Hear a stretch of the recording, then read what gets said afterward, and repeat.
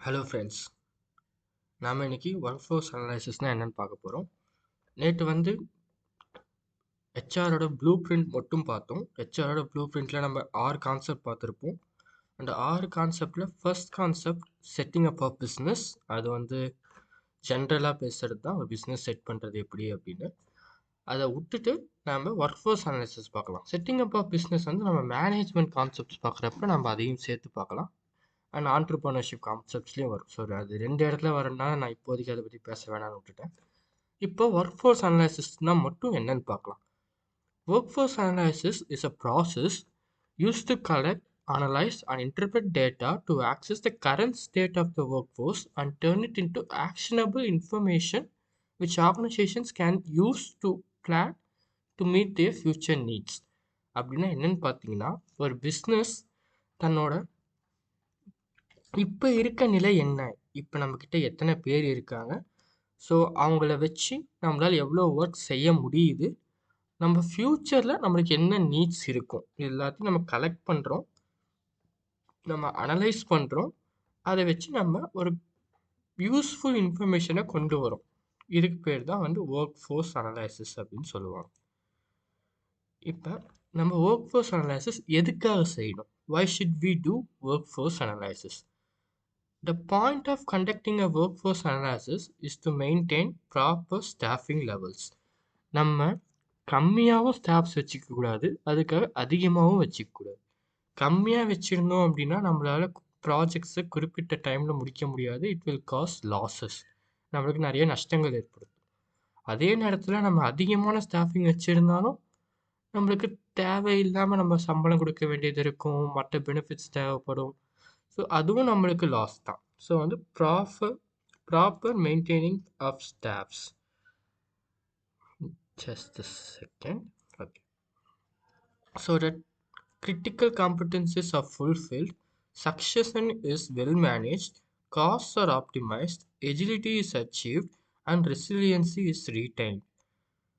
So இது ஒவ்வொன்றா என்னென்னு பார்த்தோம் அப்படின்னா, காம்படன்சஸ் ஆர் ஃபுல்ஃபில்ட் அப்படின்னா நம்மளோட தேவையான அந்த எக்ஸ்பீரியன்ஸஸ், அந்த ஸ்கில் செட்ஸ் அதெல்லாம் வந்து நம்மளுக்கு கரெக்டான அளவில் கிடைக்கிறா அப்படின்றதுக்கான காம்பிடன்சி மேப்பிங் அப்படின்னு தனியாக நம்ம ஒன்று பார்ப்போம். அது அப்போ வந்து நம்ம காம்பிடன்சி நம்ம டீட்டெயில்டாக பார்க்கலாம். Succession is well manage.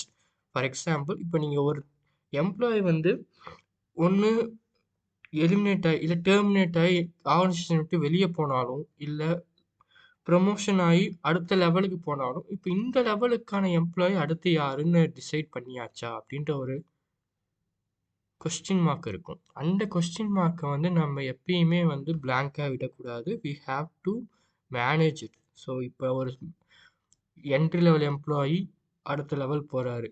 For example, நீங்கள் ஒரு அசிஸ்டன்ட் ப்ரொஃபஸராக இருக்கீங்க, இப்போ நீங்கள் அசோசியேட் ப்ரொஃபஸர் ஆகிட்டீங்க. ஸோ இந்த அசிஸ்டன்ட் ப்ரொஃபஸர் வேலைக்கு யார் வேணும்?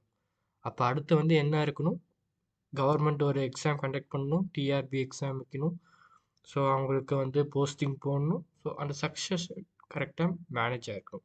Cost are optimised. நம்மளுக்கு அதிகமான என்ட்ரி லெவல் எம்ப்ளாயிஸும் வேணாம், அதிகமான சீனியர் லெவல் எம்ப்ளாயிஸும் வேணாம். என்ட்ரி லெவல் எம்ப்ளாயிஸ் வச்சுருந்தாலும் காசு கொடுக்கணும், சீனியர் லெவல் எம்ப்ளாயி வச்சுருந்தாலும் காசு கொடுக்கணும், எல்லாமே காசு தான். ஸோ வந்து காசை வந்து நம்ம கரெக்டாக ஆப்டிமைஸ் பண்ணியிருக்கணும். And agility is achieved, resilience is retained. So இது ரெண்டுமே ஜென்ரலான பாயிண்ட்ஸ் தான். These objectives are reachable when the supply and demand of employees and skills are identified and forecasted accurately in a timely manner. இப்போ நம்மளுக்கு ஒரு project தேவைப்படுது அப்படின்னா, ப்ராஜெக்ட்டுக்கு 10 பேர் எம்ப்ளாயீஸ் தேவைப்படுது. அண்ட் 10 பேருக்கும் வந்து C++ கோடிங் தேவைப்படுதுன்னு வச்சுக்கோங்களேன். ஸோ 10 பேரோட சப்ளை இருக்கான்றதுக்கு டிமாண்ட் நம்ம அனலைஸ் பண்ணி வச்சுருக்கணும். அதுதான் ஃபோர்காஸ்டிங், டிமாண்ட் ஃபோர்காஸ்டிங். இப்போ டிமாண்ட் வந்து 10 பேர் வித் C++ நாலேஜ் அப்படின்னா அதுக்கான சப்ளை இருக்கா அப்படின்னு நம்ம கரெக்டாக பார்க்கணும். சப்ளை எப்படி கொண்டு வருவோம்? நம்ம ரெக்ரூட்மெண்ட் ப்ராசஸ் போகணும். ஸோ இந்த ப்ராசஸில் நம்ம டைம்லி கரெக்டான நேரத்தில் செஞ்சால் தான் வந்து நம்மளுக்கு ஆர்கனைசேஷன் சஸ்டெயின் ஆகும். ஹெச்ஆர் அப்படின்றது என்னென்னா, hiring the right employee at the right time at the right place. அதுதான் ஹெச்ஆரோட மந்த்ரா. நெக்ஸ்ட் என்னன்னு பார்த்தீங்கன்னா, benefits of doing work force analysis. So உங்களுக்கு ஏற்கனவே தெரிஞ்ச மாதிரி தான், reduce the cost associated with recruitment. நம்மளுக்கு இவ்வளோ தான் டிமாண்ட் இருக்குன்னு தெரிஞ்சிருச்சுன்னா நம்ம எவ்வளோ பேரை ரெக்ரூட் பண்ணணும்னு நம்ம தெரிஞ்சுக்கலாம். இப்போ நம்மளுக்கு 5 பேர் தான் செலக்ட் பண்ண வேண்டிய அவசியம் இருக்குன்னா நம்ம 5000 பேரை இன்டர்வியூ எடுக்கணுன்ற தேவையில்லை. கரெக்ட் தானே? ஸோ அதை நம்மளுக்கு தெரிஞ்சுக்கணும் அப்படின்னா சப்ளை அண்ட் டிமாண்ட் ஃபோர்காஸ்டிங் பண்ணணும். அதுக்கு நமக்கு ஒர்க் ஃபோர்ஸ் அனாலிசிஸ் தேவை. Have higher employee retention rates. இப்போ ஸ்கில் செட்ஸ் நம்ம ஐடென்டிஃபை பண்ணுறதுனால என்ன நல்ல விஷயம் அப்படின்னு பார்த்தீங்கன்னா, இப்போ இந்த ஸ்கில் செட் இருக்கவனுக்கு இந்த வேலை கொடுத்தா கரெக்டாக இருக்கும்னு நம்ம முடிவு பண்ணிடுவோம். இப்போ C++ படிக்கிறவனுக்கு C++ கோடிங் கொடுக்கணும். வெப் டெவலப்மெண்ட் HTML CSS அதெல்லாம் படிக்கிறவங்க வெப் டெவலப்மெண்ட் வேலை கொடுக்கணும். இப்போ C++ படித்தவன வெப் டெவலப்மெண்ட் படித்தவன C++லையும் போட்டால் என்ன ஆகும்? எம்ப்ளாயீஸ் கொஞ்ச நாளில் ஃப்ரஸ்ட்ரேட் ஆகி இல்லை எனக்கு இந்த வேலை செட் ஆகாது, நான் இந்த வேலைக்கு பிடிக்கல, நான் வெளியே போகிறேன்ட்டு வெளியே போயிடுவாங்க. நிறைய கார்ப்பரேட் கம்பெனிஸில் என்ன பிரச்சனை வரும்னா அவங்க மாசாக ஹையரிங் பண்ணிடுவாங்க. அண்ட் எம்ப்ளாயீஸை அவங்களால ரீட்டைன் பண்ணிக்க முடியாது. Because they don't know what employee to higher at which place. அந்த விஷயத்துக்காக தான் தே வில் சஃபர். ஸோ அந்த விஷயம் ஏற்படக்கூடாது அப்படின்னா நம்ம ஒர்க் ஃபோர்ஸ் அனலைசிஸ் பண்ணியிருக்கணும். ஓகே, இந்த எம்ப்ளாய்க்கு இந்த ஸ்கில்லுக்கு இந்த இடம் தான் கரெக்டான இடம்னு அங்கே வச்சுட்டு, and there are other factors like இங்கே ஏற்கனவே சொல்லியிருக்க மாதிரி சேலரிஸ் கொடுக்கணும், காஸ்ட் அண்ட் பெனிஃபிட்ஸ் அதெல்லாம் நம்ம அனலைஸ் பண்ணணும். பட் இது ஒரு மேஜர் ஃபேக்டர். ஒரு இடம் முக்கால்வாசி டெர்மினேஷன்ஸ் எதனாலாவது ஸ்கில் செட்ஸ் மிஸ் மேட்ச் ஆகிறதுனால மட்டும்தான். மேனேஜ் எம்ப்ளாயீஸ் அதே பெர்ஃபார்ம் தான். ஒரு ஸ்கில் செட்டுக்கு எந்த இடத்துல எந்த எம்ப்ளாயி வேணும் அப்படின்னு நம்ம சொல்கிறது தான் manage employees. What is a good work force strategy? இப்போ நம்ம ஒர்க் ஃபோர்ஸ் அனலைசிஸ் எதுக்கு பண்ணுறோன்னு பார்த்தோம், அதனால் என்ன நன்மைகள் வருதுன்னு பார்த்தோம். ஒரு குட் ஒர்க் ஃபோர்ஸ் ஸ்ட்ராட்டஜியை நம்ம எதை சொல்லுவோம்? An organized long-term plan that is in line with the company's mission and objectives. Company's mission and விஷன்னே ஒரு விஷயம் இருக்குது. அது நம்ம ஸ்ட்ராட்டஜி மேனேஜ்மெண்ட்டில் டீட்டெயில்டாக பார்ப்போம். இப்போ கம்பெனிஸ் மிஷன் அண்ட் அப்ஜெக்டிவ்ஸோட நம்மளோட ஒர்க் ஃபோர்ஸ் ஸ்ட்ராட்டஜி லாங் டேர்ம்னு எடுத்துக்கிட்டிங்கன்னா ஒரு 5 to 10 years தான் நம்ம லாங் டேர்ம் அப்படின்னோம். 1 to 2 இல்லை ஒரு 1 to 4 இயர்ஸ்க்குள்ளே இருக்கிறதெல்லாம் ஷார்ட் டேர்ம் தான் கம்பெனி பெர்ஸ்பெக்டிவில். ஸோ 5 to 10 இயர்ஸ் அந்த ஸ்ட்ராட்டஜியை நம்ம மெயின்டைன் பண்ணுவோம். And focus on critical roles and primary functions that directly and significantly contribute to the company's desired results. இப்போ ஃபார் எக்ஸாம்பிள் ஒரு college அப்படின்னு எடுத்துக்கிட்டிங்கன்னா ஒரு கிரிட்டிக்கல் ரோல் அப்படின்னா என்ன அப்படின்னா ஒரு ப்ரொஃபஸர் தான் கிரிட்டிக்கலாக ஃபஸ்ட்டு கான்டாக்ட் டு ஸ்டூடெண்ட். இப்போ ப்ரொஃபஸருக்கு மேலே தான் ஹெச்ஓடிக்கு மேலே தான் டேரக்டர்ஸ்க்கு மேலே தான் மற்ற ஸ்டாஃப்ஸ்லாம் இருப்பாங்க. ஸோ கிரிட்டிக்கல் ரோல் ப்ரொஃபஸரோட ரோல் தான். அவங்களோட ஃபங்க்ஷன்ஸ்லாம் நம்ம ஃபஸ்ட்டு கம்பெனியோட டிசையர்ட் ரிசல்ட்ஸுக்கு இன்லைனாக இருக்கான்றதை ஃபோக்கஸ் பண்ணிக்கணும். இப்போ அப்படி இல்லை அப்படின்னா அதுக்கு ஏற்ற மாதிரி எம்ப்ளாயீஸை நம்ம ஹையர் பண்ணணும்.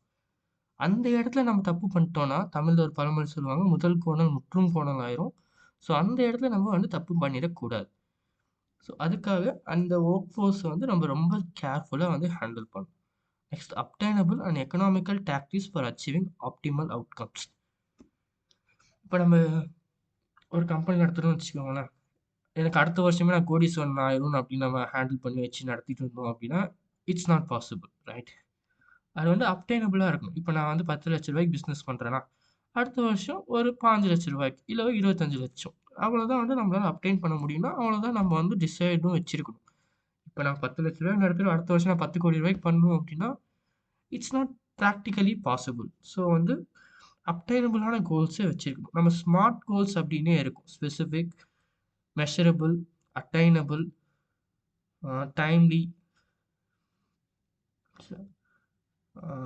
இன்னும் ஒரு இது இருக்கும். அது நம்ம அப்புறம் பார்க்கலாம். ஸ்மார்ட் கோல்ஸ் அப்படின்னு how to set smart goals இதெல்லாம் பார்ப்போம் நம்ம. Okay, next how to you conduct a work force analysis?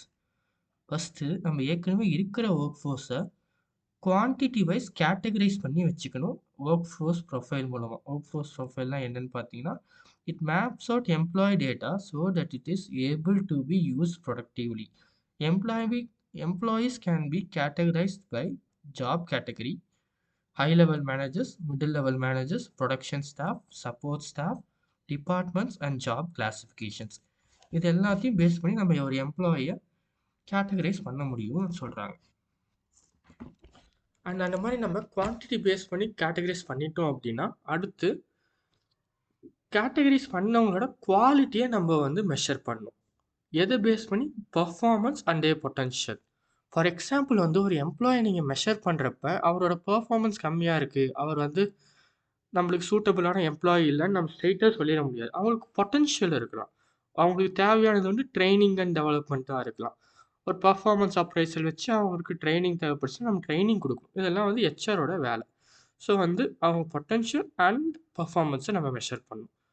So predict and plot potential scenarios இந்த பேஸ் பண்ணி நம்ம அனலைஸ் பண்ணி வச்சுருக்கோம்ல, அதுக்கு என்ன மாதிரி ஃப்யூச்சர் ஏற்படலாம். இப்போ சில சமயங்களில் இப்போ பார்த்தீங்கன்னா ஏஐ வந்து நம்ம உலகத்தையே டேக் ஓவர் பண்ணிட்டு இருக்கு. ஸோ சில ஜாப்ஸ்லாம் வந்து ரன் அவுட் ஆகலாம். லைக் கஸ்டமர் சர்வீஸ்லாம் வந்து மோஸ்ட்லி கம்ப்யூட்டரே பண்ணிக்கும். ஸோ அந்த மாதிரி ஜாப்ஸ்லாம் வந்து இல்லாமலே போகலாம். ஸோ வந்து ஃப்யூச்சர் சினாரியோஸை நம்ம வந்து பிளாட் பண்ணணும். So decide how work flows issues can be plan for and resolve. So அந்த மாதிரி டைமில் நம்ம அதுக்கேற்ற மாதிரி நாமளே மாற்றி அமைச்சிக்கணும். நாமளும் ஏஐ யூஸ் பண்ணி நம்ம வேலை செய்ய கற்றுக்கணும். நம்மளோட கம்பெனியும் அதுக்கேற்ற மாதிரி மாடலை மாற்றி வைக்கலாம். ஸோ இந்த மாதிரிலாம் நம்ம கம்பெனிஸில் நம்ம மாற்றங்கள் ஏற்படுத்தலாம். நெக்ஸ்ட்டு பார்த்தீங்கன்னா இதோட இன்னைக்கு டாபிக் முடிஞ்சு. ரெக்ரூட்மெண்ட்னா என்ன, செலெக்ஷன்னா என்ன, இதுதான் தேர்ட் டாபிக் இந்த ப்ளூ பிரிண்ட் ஆஃப் ஹெச்ஆர்.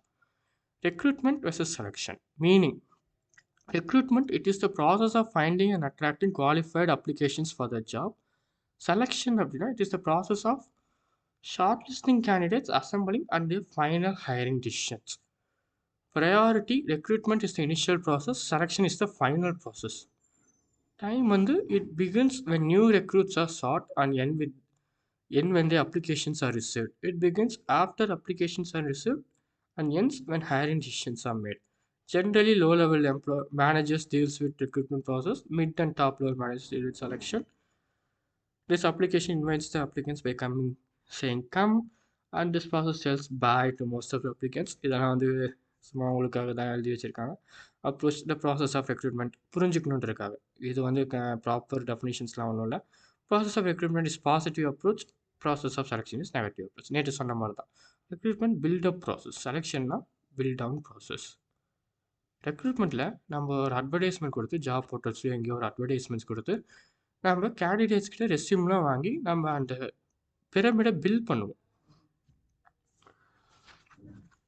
ஒரு 100 அப்ளிகன்ஸ் வாங்கி வைக்கிறோன்னு வச்சுக்கோங்களேன். ஒரு அட்வர்டைஸ்மெண்ட் கொடுத்து 100 அப்ளிகன்ஸோட அப்ளிகேஷன்ஸ் வாங்கி வைக்கிறது தான் ரெக்ரூட்மெண்ட் ப்ராசஸ்.